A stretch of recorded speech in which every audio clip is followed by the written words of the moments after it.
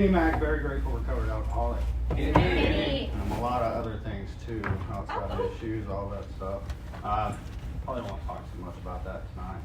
I have a surrender date of October 28th of 2018, and for that I'm truly forever in debt to this program and to God's kids. Start off. Grew up in Odessa, Texas. Went to Permian. There's a running joke I have. If you want your kids to be in these rooms in the future, send them to Permian High School, because it'll do it.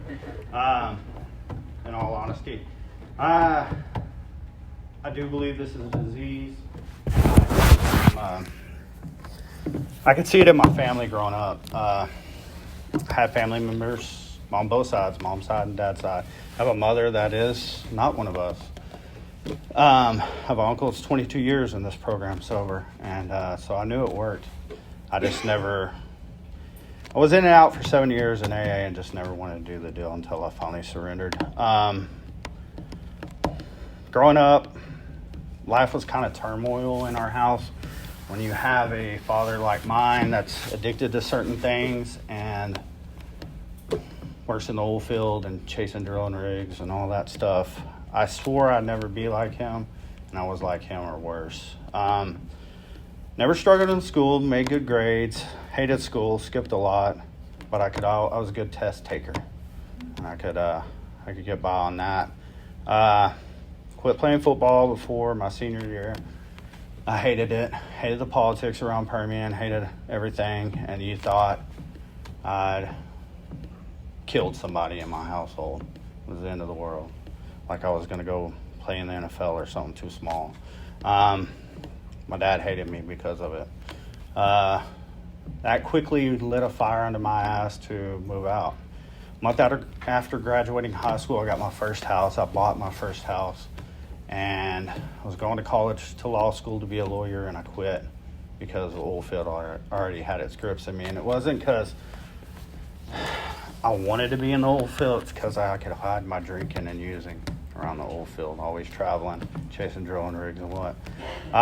Married my high school sweetheart at 21, and I didn't really love her. I loved her as a person, but I didn't love her like you should love a wife. Hid a lot of things from her, was never honest to her. I did some things that was not good. I was not a good husband to her. I thought, well, if we get pregnant, that'll make me love her. And God threw a curveball my way, and we had triplet girls.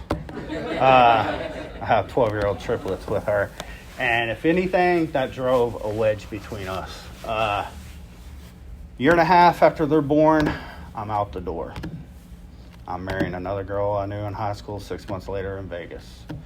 So, it talks about the bottles are but a symptom, and I firmly believe that. Looking back as a child, I was full of fear.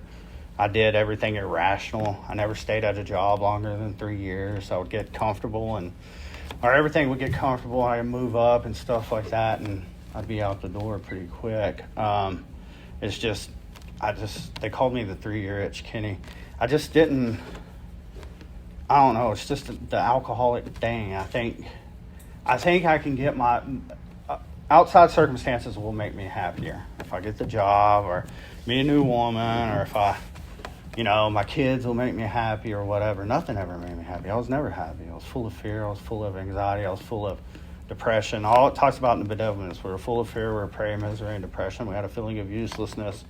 Those were part of my daily living from probably 8 years old on until I got sober this time.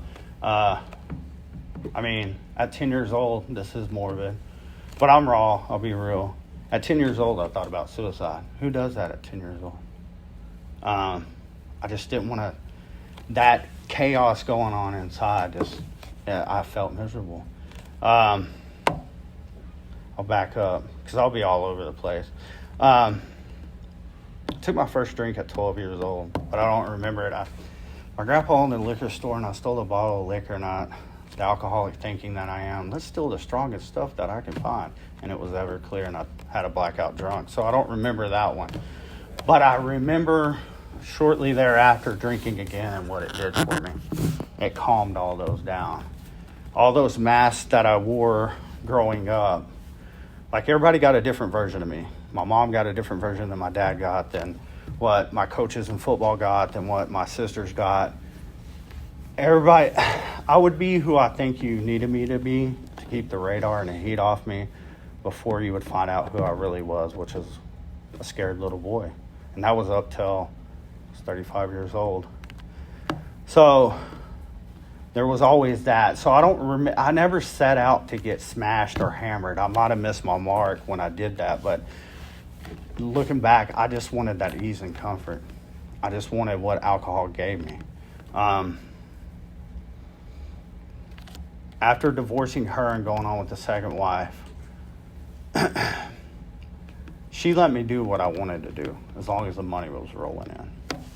And I had a job at a big oil company. I worked for the world's largest oil company at the time, and I was pretty high up. And when I lost that job because of my alcoholism, I spiraled out of control. I was trying other substances at the time, and in 6 months, I went from making $250,000 a year to being homeless. That's where drugs and alcohol took me. Living on the streets, breaking into houses that were for sale, just doing that stuff that I always did. I was the type of alcoholic, even if you bought me food, that was enabling me because I could always find my drugs or alcohol. That come to my first stint in treatment centers. My first go-around was this all Christian-based one outside of town, and it was a year-long program. And after a week, I hauled ass because I just didn't want to do nothing with that program. I just didn't want that God thing. It scared me away. It was not fun. I didn't want to give up control of my life because, and in my eyes, I was successful, even though I was homeless, right? And then after that, I tried Turning Point, but that was another week-long adventure. And then, I can't remember, but I still had insurance. That old company kept me on the insurance for a little while because they knew I needed help. And they kept me on the insurance for like a year. And I remember leaving Turning Point and thinking, man, I got insurance. I'll go stay at Passages in Malibu or something like that. But I end up finding the one here in Midland, and that was my first stint. I figured if I could align my life right, I'd be okay. I go to some meetings. I'll do your 90 and 90, but I'm not going to get a sponsor and work the steps. Or if I get a sponsor, I'm just going to, BS my way through it. I did, got out, went sober living, did IOP, all that stuff, and then I chased a job to New Mexico. And shortly, I only stayed like a month and a half in sober living and got out. I got a sponsor, but it was another program, and it really wasn't. It was too slow paced, and I just really wasn't doing the deal. After that, I thought drugs were my problem, so I decided, well, as I'm living in Hobbs, New Mexico, I can drink, and you can buy it every day of the week and up until 11 p.m. and convenience stores and everything. And I drank alcoholically for 2 or 3 years and nearly died. They said I wouldn't live past 40. My liver was failing. Had a bleeding ulcer the last time. Had a 0.672 alcohol content at one time when I went to the hospital, and I was still coherent somewhat. My wife said you could see my smell coming off of me.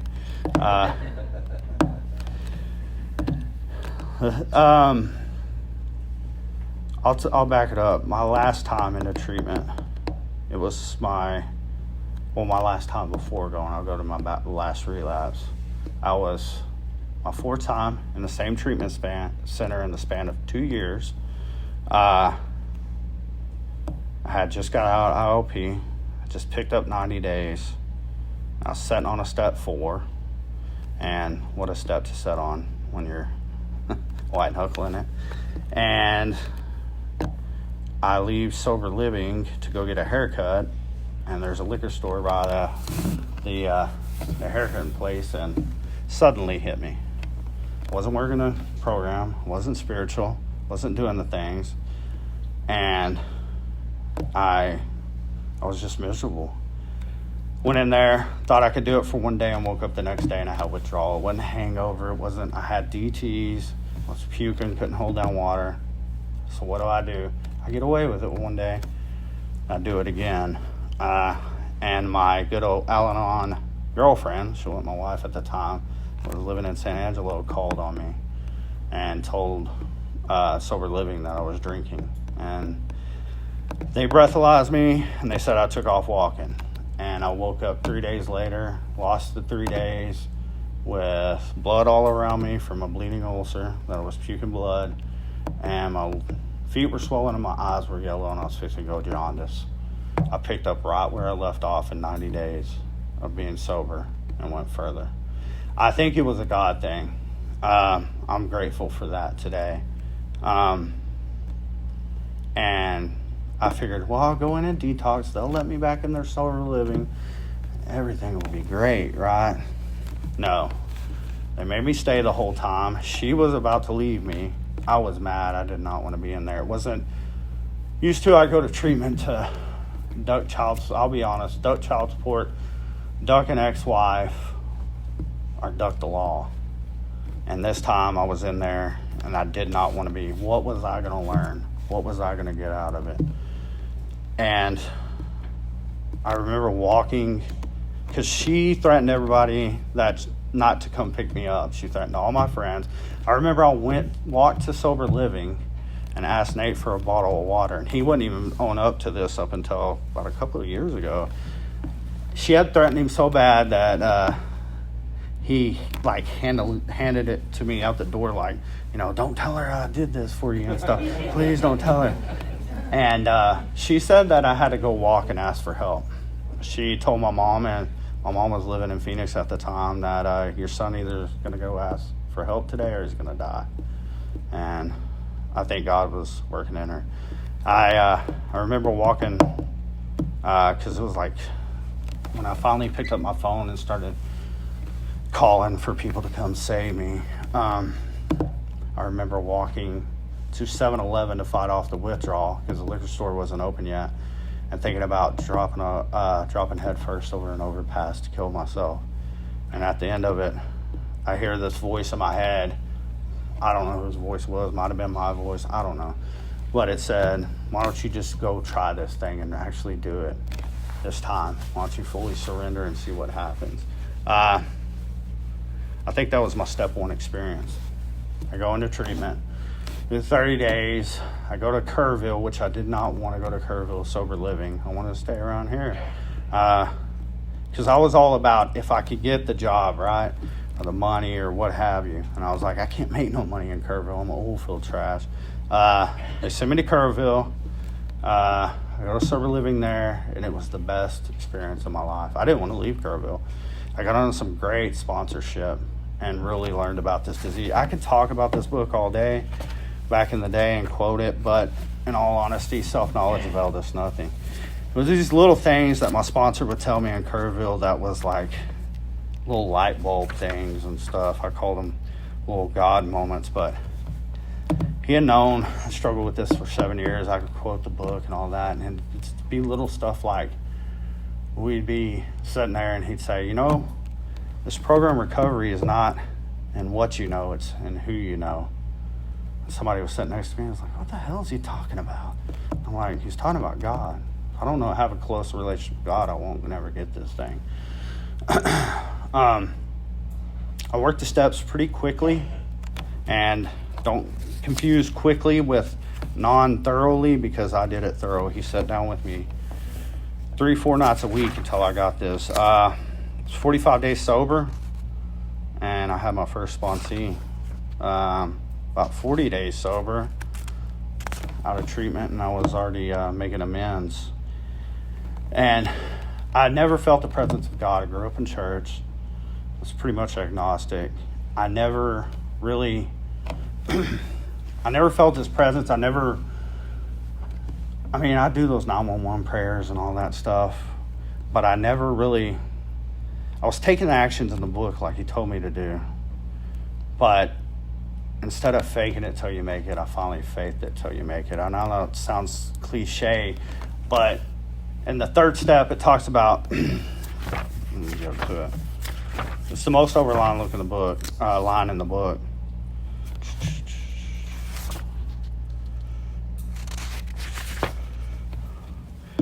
After the third step prayer, it says, we thought well before taking this step, making sure we were ready that we could at last abandon ourselves utterly to him.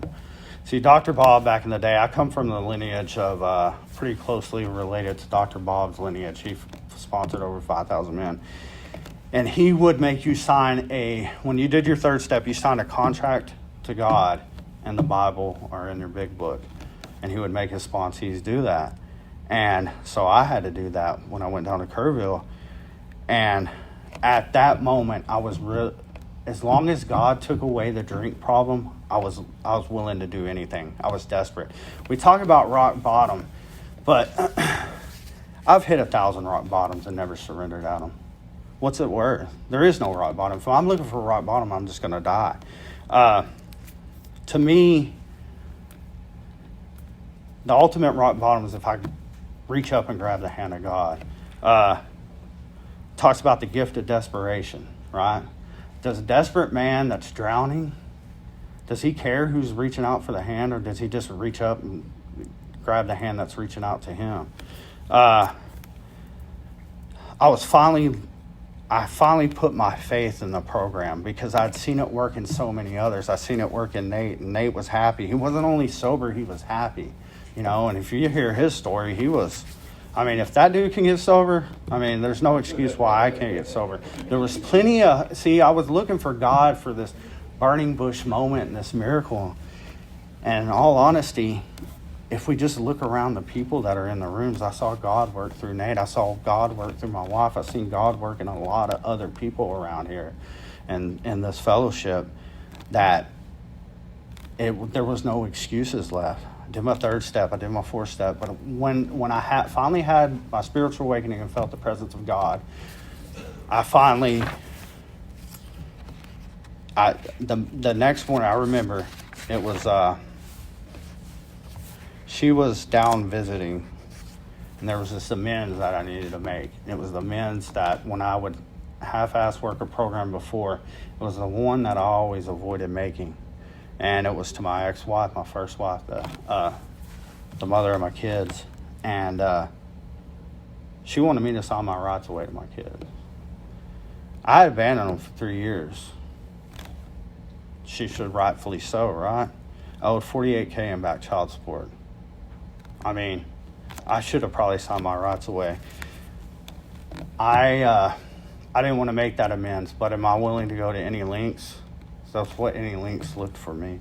I called her up because she wouldn't see me, and I didn't have a car and the means to get to her, and we FaceTimed, and I was willing to sign my rights over to my kids that time. Now, have I signed my rights over to my kids? No. God has since changed that. Now, do I have a relationship with my kids today? No. We've left it up to them, to beings that have not been in their lives, for them to make the decision if they want to have a relationship with me. I say that not to pity y'all, it's just that I can stay sober through that. Do I get sad and think about them and miss them? Oh, yeah. And wonder what kind of relationship I'd have with them today? Yeah, but see, those are the consequences of my actions in the past. I'm not immune from those.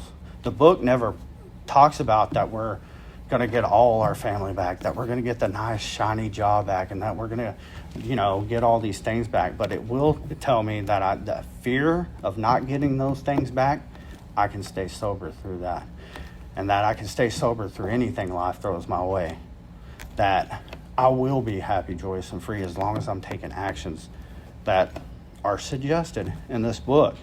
See, my problem was always self-pity, and the selfishness that I relate to in the book, when it talks about selfishness and self-centeredness that we think is the root of our troubles, is, to me, my feelings and emotions are the most important thing to me. And I'll do anything if I don't like the way they feel, the way I feel, to change those things. And alcohol and drugs is the best way to change those. See, today I know that God is the best way. If I dictate my life based on feeling and emotion, which I try to do sometimes, she can attest to that. I did it last night, and I had to make amends. But if I dictate my life based on feelings and emotions, my sponsor tells me this: your feelings and emotions are like the weather in West Texas. It might be sunny right now, but it's going to rain come Sunday. I can't dictate my life based on that. All I am here to do is dictate my life based on principles. It's not always easy to do, but I have to do it if I want to stay sober. But when I finally made that amends, that night she was leaving Kerrville. She was going back to San Angelo. I was sad that she was leaving. I was on my 9th step, and everybody has their spiritual awakening at different times. And I wanted to drink. I ain't gonna lie, I wanted to drink. And I was miserable. I really wasn't miserable. I was full of fear. Let me backtrack. I was full of fear. And even after that amends, I wanted to drink. And we were walking around the river, and it was lit up for Christmas time. And I just told God, that was the first time I prayed to him with another woman. And I think she wanted to make out on the bench or something like that. She won't admit to that. But I started crying. And I said, and I'm not a crier. And I said, will you pray with me? And she was like, okay. And I just started crying. I was like praying out to God. I said, please let me remove the obsession to drink, and I'll finish on with the rest of the word. I'll give it a fair shot. I'll be a servant to your kids, and I'll not even alcoholics, whoever you place me in my path, I'll go and help. That next morning, there's a story that I like to read in We Agnostics. It talks about the minister's son, and that was an atheist. And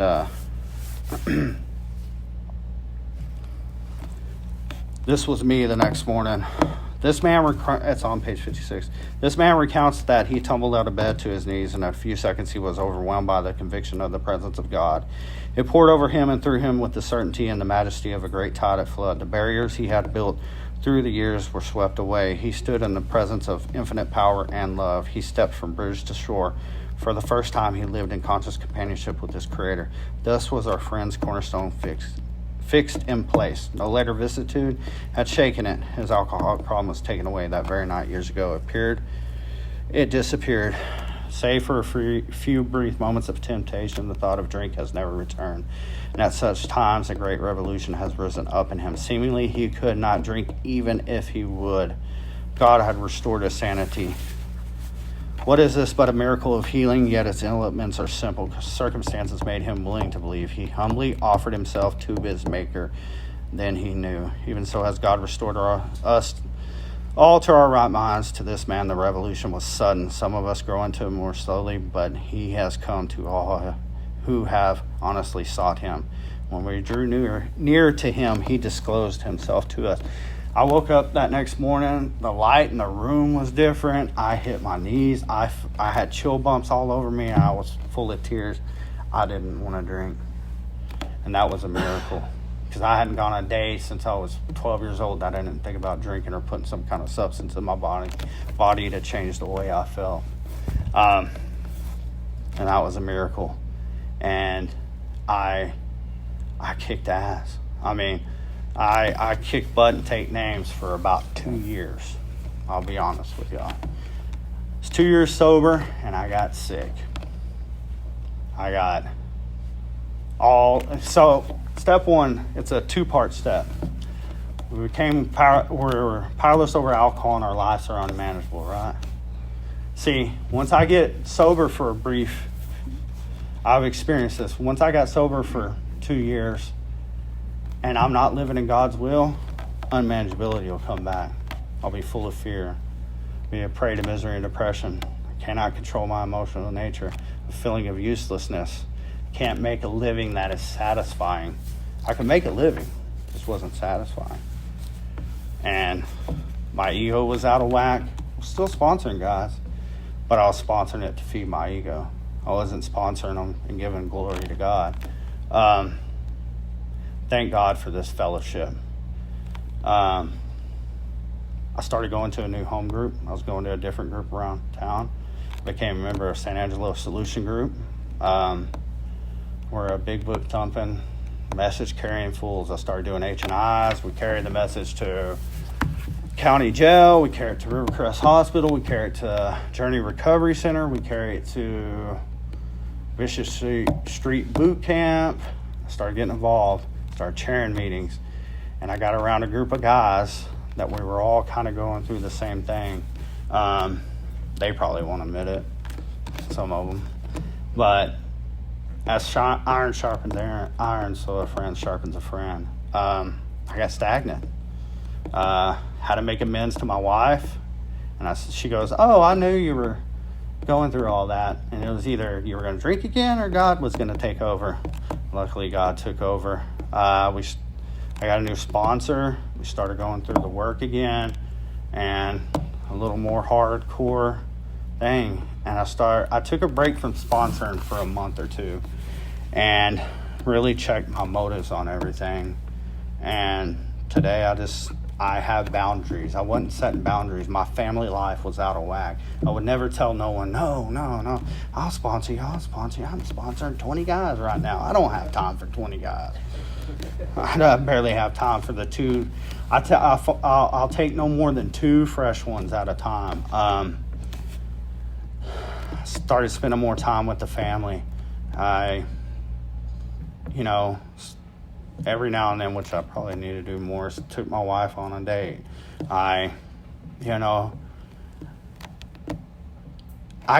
It talks about it in the book, sole vocation of this work. If a man can make a sole vocation of this work, our hats off to him. I'm working 80 hours a week and I can make sole vocation of this work.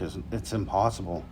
And then blessings started showing up again. I started growing in 10, 11, 12. I started doing my nightly inventories every night, my step 11 nightly inventory. I send them to my sponsor. He sends me his. I send my sponsees. Once they get on step 11, they get mine. I get theirs. We hold each other all accountable. My sponsor, trust me, he holds me accountable. And my sponsees sometimes, you'd be surprised, they hold me accountable. See, I forget this thing. We all gave each other, we have this thing called spiritual consent. Nate, I can promise you, has spiritual consent over to call me out on my bullshit when I'm being pretty sick over something. And I have spiritual consent over him. But the thing is at first it stings a little bit when somebody's calling you out and you want to get all in your head and calling your sponsor and like, screw this guy, I want to fuck him up, But at the end of the day, accountability saved my life again. We need that. That's what I tell my sponsees. I've gotten fired. Here lately, it's been a rash of firings, it seems like. When they start bucking back, because I'll tell them, I don't care who you're dating, who you're doing this, as long as it's not getting in the way of your recovery and your commitments that you have to this program. There's no excuse why you can't chair a meeting, why you can't have a job in AA. I make my guys have service commitments, either chair a meeting or clean up, or you're going to do something, go do an H&I. Once they get on step 12, I have them doing H&Is and stuff like that, and then they'll be feeling good, and they'll meet the girl, and that's all. And then they'll start missing meetings, and I call them out on it, and then I get fired. And I'll tell them, look, I warn you, I'm old school because it was taught old school to me, and there's a thing in recovery called accountability, and your ass needs to open up an account. I've gotten fired like 4 guys here lately, and 2 of them, one of them went and fought a kid up at Central High School, drunk. 2 weeks later. I mean, God bless him. I hope he makes it back, but I'm not that hard-nosed. I don't care. I'm not your banker. I'm not your lawyer. I don't run my life. God runs my life. I don't want to run your life. But at some point, if I'm doing something that's not spiritual, then I'm going to relapse. God's blessed our life. My wife, at 9 months sober, I was about 9 months sober. She was working on her nursing degree, and she got put in the hospital and had to discontinue being a nurse. And I was working at an electric company. I have my oil field background, but San Angelo is not a lot of oil field jobs. I was only making $15 an hour, and child support was taking half, but we were happy. We were still making the bills because of her, and she had to quit that job. And she was worried, and I told her I'm not worried. The next day, a oil company called me and asked me to come in and interview. I didn't apply for the job. Don't know how they got my name. Went down there, interviewed. 5 minutes later, had a job. God showed up. I started out as low man on the totem pole, worked my way up to lead operator, and now I work in engineering. I'm the only person in my department that does not have a degree, but God showed up. I was working 80 to 100 hours a week.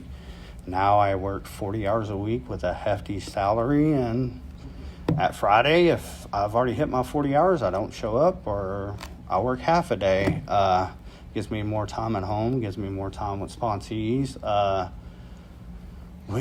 She got to go back to school during that time, and quit her job, and she became a substance abuse counselor, and now she's working on her master's for regular, LMW?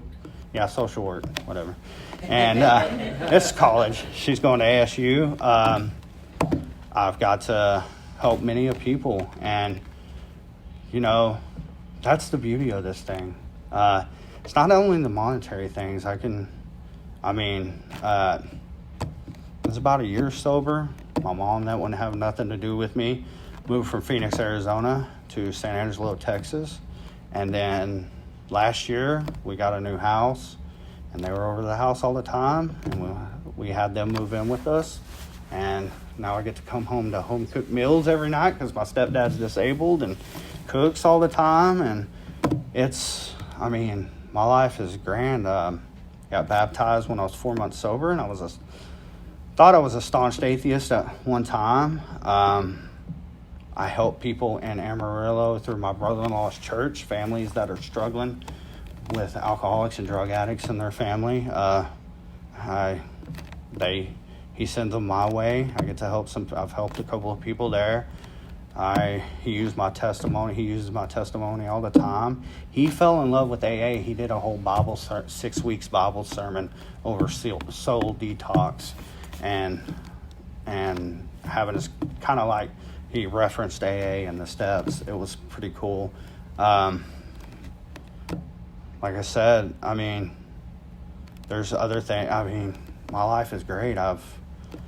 We're probably going to buy some land next year. Those monetary things are great. But my real gift is my peace, serenity. I don't think about drinking. I don't think about using. I hadn't thought about drinking or using in 3.5 years. When I got sick around that 2-year mark, I was probably about to start. I was probably about to pick up a drink. I'll have 4 years in October sober, but I used to hear this in AA all the time, and I'd just be like, that's bullshit. The whole, if I would have seen where I was right now or whatever, I'd have sold myself way short. When I first got sober, I would have not thought I would have been working back in the oil business and being in the position I'm even higher than I was with ExxonMobil. I was, for a growing company, we're fixing to buy out somebody else. We're doing big things over there. And my relationship with God, I got mad the other day in a meeting because somebody said they were going to pick it's funny what I get mad at today. I don't get mad. I get mad at somebody saying they're going to pick a chair as their higher power. And I mean, if that works for you, great. But see, the book talks about a power greater than myself. That's a man-made object. That's not going to work for you. I'm sorry. What if the chair breaks? I felt like smashing the chair and leaving it off in the corner and saying, now which chair are you picking today? But it went on my nightly inventory, and Jerry Green held me accountable the next morning. We're doing some great things. We got a new AA building we're fixing to move into. God's really opened up some doors. We're going to be moved closer. So the sober livings in San Angelo area, they're all in the center of town, so we could be closer to them. And so God's really opened up some door. I'm the GSR for our group. I get to donate money to Journey Order. When I come out of rehab, I went to sober living because I was homeless. I couldn't even buy a gumball. I get to donate money to a Journey Recovery Center to help them. I buy all their big books for them, and I do it in our group's name. Like, I get to bring in out-of-town speakers. I get to do these things, and I'm not trying to brag. I'm just trying to say, like, God's really opened doors. It's our life today. I get to pay for my wife's college. She don't have to take out student loans, and hopefully those don't go up, or we don't have to worry about stuff like that. Like the God just keeps on just opening doors. She's not even one of us, and she gets to work with alcoholics and drug addicts all day because we just want to help. We're losing the battle out there. San Angelo is covered up with it. They're on waiting lists to get in, and when they come in and they don't work the steps and then they go out, you see them go die, and then you're at a funeral. If you stick around this long enough, which some of y'all have, you get to see people die in this. That's the sad thing. People that you care about, that you love about.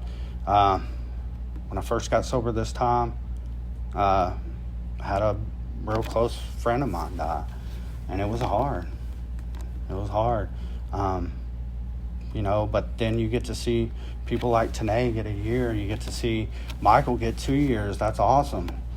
People that you've been praying for, that you've met along the way. Our life is great.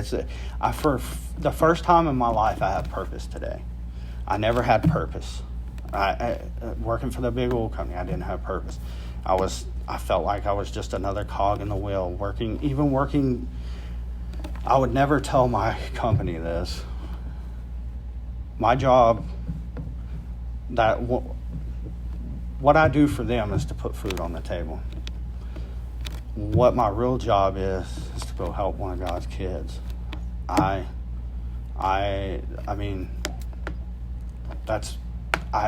never had purpose. I was playing Permian football, I didn't have purpose. Living at home with my parents, I didn't have purpose. Ex-wives just treated me like an ATM, and I was just a freaking drunk and an asshole to them. Like, today I have purpose. I get to be a soldier in God's army. To me, this is spiritual warfare. And I think I'm about out of time, but or I'm wrapping it up short. But I thank each and every one of y'all that came before me and showed me the way and showed me who God was. Thank y'all.